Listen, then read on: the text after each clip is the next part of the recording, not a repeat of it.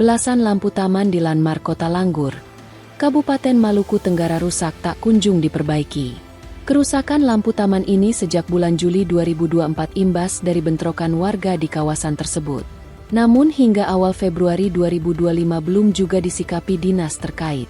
Pantauan tribunambon.com, Selasa 4 Februari 2025, nampak dari bagian belakang 3 tiang lampu taman roboh ke tanah.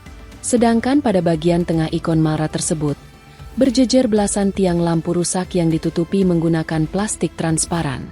Bahkan pada bagian depan terlihat jelas 2 tiang di sisi kanan dan kiri yang tampak roboh ke tanah. Kristo, salah satu tukang ojek yang biasanya mangkal di kawasan tersebut, mengatakan, baru saja beberapa hari lalu 2 tiang lampu di depan Landmark kembali roboh. Lampu tugu juga tak berfungsi. Sementara itu, Kepala Dinas Putmalra, Herling Priyatna, saat dikonfirmasi tribunambon.com melalui pesan singkat WhatsApp, tak juga menanggapi. Untuk diketahui, pembangunan Landmark Kota Langgur ini menguras APBD Mara tahun 2023 senilai 6,6 miliar rupiah.